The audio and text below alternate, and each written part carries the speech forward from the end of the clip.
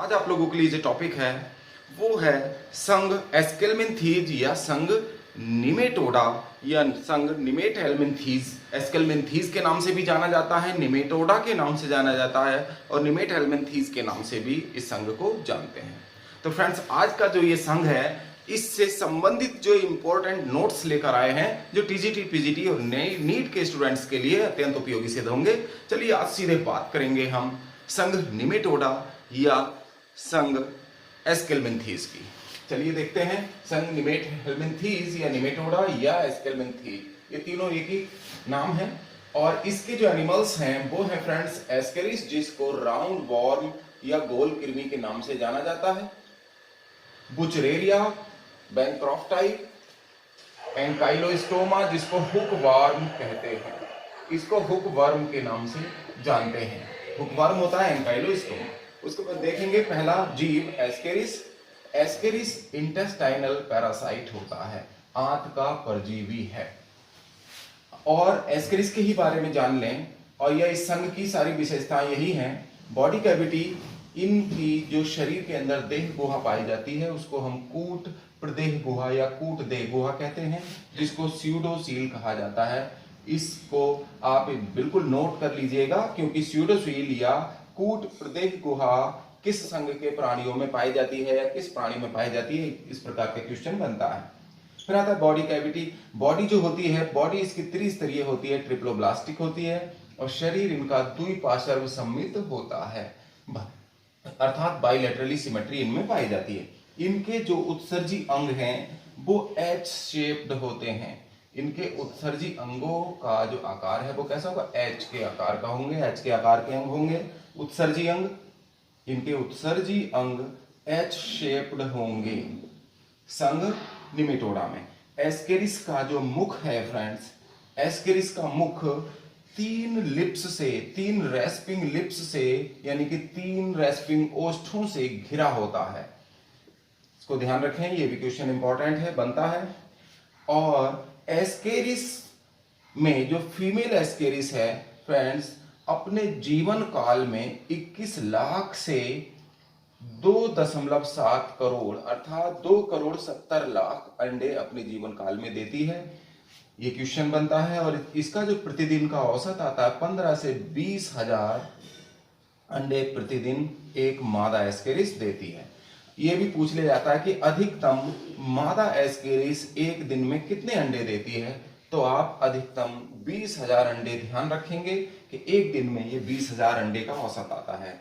Ascaris जो sperm provide करता है, एस्केरिस में जो स्पर्म होते हैं, नर एस्केरिस जो निर्माण करता है स्पर्म यानी शुक्राणुओं का, तो ये शुक्राणु कैसे होते हैं फ्रेंड्स, ये शुक्राणु अमीबाइड होते हैं, अमीबा की तरह होते हैं, टेढ़े मेढ़े होते हैं, इनका कोई निश्चित शेप नहीं होता। अमीबाइड स्पर्म पूछ लिया जाता है कि किस में पाए जाते हैं, तो एस्केरिस में भी आ सकता है, बुचरेरिया में भी या संघ निमेटोडा के जंतुओं में। और इनकी जो ओरिजिन होती है, इन स्पर्म्स की जो ओरिजिन है वो क्या है, टीलोजेनिक होती है। अग्रभाग से ना होकर स्पर्म जिन जनन कोशिकाओं से ये बनेंगे जर्मिनल सेल्स से, तो वो उसके अग्रभाग से ना होकर के पश्च भाग से इनका निर्माण होता है, इसीलिए इसकी उत्पत्ति को क्या कहा जाता है, टीलोजेनिक कहा जाता है। इसको ध्यान रखेंगे, स्पर्म की जो उत्पत्ति है वो होती है टीलोजेनिक। अब देखते हैं मेल एस्केरिस में फ्रेंड्स, ये प्री एनल पेपिली पाई जाती हैं, अग्र गुद पेपिली जिनकी संख्या होती है 50 पेयर्स यानी कि 50 पेयर्स यानी 50 जोड़ी अग्र गुद पेपिली पाई जाती हैं। अग्र गुद पेपिली की जो संख्या है वो फ्रेंड्स कितनी होगी, 50 जोड़ी होती है और ये क्लोकल अपार्चर के ऊपर स्थित होती है, क्लोकल अपार्चर के नीचे पोस्ट एनल पेपिली पाई जाती हैं जिनकी संख्या 5 जोड़ी होती है। और ये पेपिली कॉपुलेशन में अर्थात मैथुन में एस्केरिस की मदद करती हैं, मैथुन में सहायक होती हैं, मैथुन में हेल्प करती हैं। इनको ध्यान रखेंगे। अब देखेंगे मेल एस्केरिस और फीमेल एस्केरिस में क्या डिफरेंस है। तो फ्रेंड्स, जो मेल एस्केरिस होगा वो साइज में स्मॉल होता है, पतला होगा, ये थोड़ा सा बड़ा होगा। फीमेल एस्केरिस का साइज बड़ा होता है, आकार में और मोटा होगा, और ये पोस्टीरियर एंड पर कर्व होता है, यानी मुड़ा हुआ होता है। पश्च सिरे पर क्या होगा, ये मुड़ा हुआ होता है। ये एस्केरिस का जो पिछला सिरा है क्या होगा, मुड़ा हुआ होगा, और मादा एस्केरिस का पश्च सिरा बिल्कुल स्ट्रेट होता, सीधा होता, मुड़ा नहीं होता। Mail genital pour and anus, यानी कि नर जनन छिद्र और गुदा द्वार एक सामान्य संरचना में खुलते हैं, एक ही स्ट्रक्चर में, जिसको हम किलोका कहते हैं। किलोका में खुलते हैं, और किलोका से एक जोड़ी पिनियल सीटी या स्पाइक्यूल्स पाए जाती हैं। ये कंटिकाएं, स्पाइक्यूल्स कंटिकाएं पाई जाती हैं इस मुड़े हुए छिद्र पर ही। इसका मतलब यह मेल जेनाइटल पोर जो है वो पश्च सिरे पर ही स्थित होगा। इससे क्या निकलती हैं, एक जोड़ी पिनियल सीटी निकलती हैं, जिन्हें स्पाइक्यूल्स भी कहते हैं, जो मैथुन में सहायता करती हैं। ये स्पाइक्यूल्स ही मादा जनन छिद्र में धस जाती हैं, यानी कि फीमेल गोनोपोर में यही एंट्री करती हैं। तो ये मैथुन में भी सहायक होंगी, और एक जोड़ी पाई जाएंगी, मेल में पाई जाएंगी, फीमेल में ये नहीं पाई जाती हैं। फीमेल में फ्रेंड जो मादा जनन छिद्र, जिसको बल्वा या गोनोपोर कहते हैं, ये एंटीरियर एंड पर, अग्र सिरे पर, जो अग्र सिरा होगा एस्केरिस का, उससे 1/3 की दूरी पर, अग्र सिरे से 1/3 भाग की दूरी पर स्थित होता है। तो इस प्रकार देखें तो ये अंतर यहाँ एस्केरिस में ये पाए जाते हैं कि एस्केरिस सीधा होगा, मादा एस्केरिस, और ये नर जो है पीछे की ओर मुड़ा हुआ होगा, और नर में एक जोड़ी पिनियल सीटी पाए जाएंगे, जो मादा में नहीं पाए जाते, और मादा के अग्र सिरे से 1/3 भाग की दूरी पर फीमेल गोनोपोर या फीमेल रिप्रोडक्टिव पोर पाया जाता है। अब देखते हैं नेक्स्ट पॉइंट। अब देखते हैं फ्रेंड्स एस्केरिस का लाइफ साइकिल, एस्केरिस का जीवन चक्र। एस्केरिस के जो अंडे होते हैं फ्रेंड्स, एस्केरिस के फर्टिलाइज्ड एग या निषेचित अंडे, फर्टिलाइज्ड एग्स होते हैं, ये मिट्टी में पाए जाते हैं। ये मिट्टी में भी मल के साथ बाहर आ जाएंगे, तो ये मिट्टी में भी हो सकते हैं। कुछ लोग क्या करते हैं, मल को खेत में या बाहर त्यागते हैं, तो वो मल के साथ मिट्टी में मिल जाते हैं। तो जो बच्चे मिट्टी में खेलते हैं, तो उनके मिट्टी में ज्यादातर बच्चों के पेट में ही ये एस्केरिस पाया जाता है। तो एस्केरिस बच्चों के पेट में तो मिट्टी द्वारा ही पहुंचता है, क्योंकि बच्चे मिट्टी में खेलते हैं और मिट्टी से हाथ में आ जाएंगे इसके अंडे, और हाथ से बिना हाथ धोए जब बच्चे भोजन कर लेते हैं तो उनके पेट में या स्टोमक में ये अंडे पहुंच जाते हैं, उनकी आहार नाल में। इसके अलावा दूषित जल और सब्जी द्वारा भी इसके एस्केरिस के निषेचित अंडे मानव की आहार नाल में पहुंच जाते हैं। आहार नाल में पहुंचेंगे स्टोमक में, और आहार नाल में पहुंचने के बाद फ्रेंड्स गृहिणी में पहुंचते हैं। आहार नाल में निषेचित अंडे पहुंचे, और उसके बाद गृहिणी में पहुंचते हैं ड्यूडिनम में, जो यू आकार की नली होती है, यू आकार की आंत जो होती है, तो गृहिणी में पहुंचेंगे। और गृहिणी में सबसे पहले जो निषेचित अंडे हैं, तो अंडों के ऊपर जो सेल पाया जाता है, एग के ऊपर जो कवच पाया जाता है, ये क्या हो जाता है, नष्ट हो जाता है।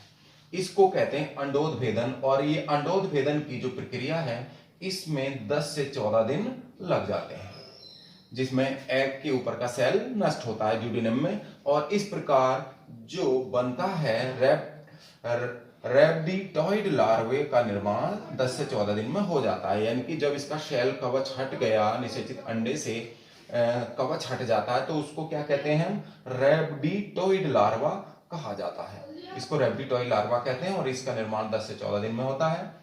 उसके बाद ये रैबिडोइड लार्वा आंत की जो म्यूकोसा या मेम्ब्रेन होगी, आंत की जो झिल्ली है, उसमें छेद करके ये रुधिर में आ जाएगा, और रुधिर से हिपेटिक पोर्टल सिस्टम द्वारा, यकृत निवाहिका तंत्र द्वारा, इस यकृत निवाहिका तंत्र द्वारा ये लीवर में पहुंचता है। यकृत निवाहिका तंत्र, हिपेटिक पोर्टल सिस्टम जिसको कहते हैं, ये लीवर में पहुंचेगा यकृत निवाहिका तंत्र द्वारा, और लीवर से पल्मोनरी आर्टरी द्वारा, यानी फुफ्फुसीय धमनी द्वारा ये हार्ट में पहुंच जाता है, और हार्ट से फ्रेंड्स लंग्स में पहुंचता है। तो यहाँ पर क्या होता है, 2 बार निर्मोचन हो जाता है। यहाँ पर देखिए अंडोदभेदन जब ये लार्वा अंडोत्भेदन होगा 10 से 14 दिन में, रेप्टोइड लार्वा बनेगा तो ये 2 बार निर्मोचित हो जाएगा, यानी कि 2 बार एग सेल नष्ट होगी। एग के ऊपर की जो झिल्ली होगी वो 2 बार निर्मोचन हो जाएगा उसका। उसके बाद 2 बार निर्मोचन लंग्स में होता है फ्रेंड्स, 2 बार यहाँ हो जाता है। और उसके बाद ये ग्रसनी से, ये लार्वा लंग्स से, फेफड़ों से ग्रसनी और ग्रसनी से आहारनाल में, आहारनाल में जो पहुंचता है फ्रेंड्स ये द्वितीय जुवेनाइल स्टेज होती है और इसको द्वितीय जुवेनाइल कहेंगे। और द्वितीय जुवेनाइल में आखिरी बार ये संक्रामक अवस्था होती है। द्वितीय जुवेनाइल जो स्टेज है ये एस्केरिस की संक्रामक अवस्था है। इस तरह के क्वेश्चन कई बार टीजीटी में पूछे गए हैं, टीजीटी बायोलॉजी में, यूपी टीजीटी में, कि एस्केरिस की संक्रामक अवस्था कौन सी है। तो कौन सी अवस्था होगी? द्वितीय जुवेनाइल अवस्था को संक्रामक अवस्था कहते हैं। ये आहारनाल से जब आंत में आती है तो आंत में संक्रमण करती है, और जब आंत में ये जुवेनाइल लार्वा पहुंचता है या द्वितीय संक्रामक अवस्था पहुंचती है तो 5वीं बार निर्मोचन हो जाता है। 5वीं बार निर्मोचन या अंतिम बार निर्मोचन कहाँ होता है फ्रेंड्स? आंत में होता है। इसको ध्यान रखेंगे, आंत में आखिरी बार निर्मोचन होता है। तो टोटल 5 निर्मोचन होते हैं। कितने निर्मोचन होते हैं? 5 निर्मोचन होने के बाद एस्केरिस का एडल्ट एनिमल बनता है। फिर उसके बाद ये आंत में रहेगा, आंत में जनन करके फिर से अंडों का निर्माण करता है, और बहुत ज्यादा संख्या होने पर आंत बस्ट भी कर देता है। ये खतरनाक है मानव के लिए। उसके बाद आता है, देखिए फ्रेंड्स, इसका दूसरा एनिमल है बुचरेरिया बैंक्रॉफ्टाई। बुचरेरिया बैंक्रॉफ्टाई जो एनिमल है ये भी गोलकृमि है फ्रेंड्स, और ये पैरासाइट होता है क्यूलेक्स मच्छर का। क्यूलेक्स मच्छर का परजीवी होता है, और बुचरेरिया के लार्वे को माइक्रोफाइलेरिया लार्वा कहते हैं। ये दोनों क्वेश्चन बनते हैं। देखेंगे बुचरेरिया जो बैंक्रॉफ्टाई है वो किस पर परजीवी होगा? क्यूलेक्स मच्छर पर परजीवी होता है। और इसके लार्वे का क्या नाम है? बुचरेरिया बैंक्रॉफ्टाई के लार्वे का नाम है, लार्वा जो होगा वो होगा माइक्रोफाइलेरिया लार्वा। जब क्यूलेक्स मच्छर काटता है तो लार के साथ मनुष्य में इसका लार्वा चला जाता है। इसका लार्वा जब मनुष्य को ये काटेगा क्यूलेक्स मच्छर, मनुष्य में पहुंच जाएगा और ये हाथी पांव या फाइलेरिया डिजीज कॉज करता है। हाथी पांव भी कहते हैं इसको, हाथी पांव बीमारी इसके कारण हो जाती है। ये भी क्वेश्चन बनता है कि कौन से मच्छर के काटने से हाथी पांव हो जाती है? तो क्यूलेक्स मच्छर। और किसके कारण होती है?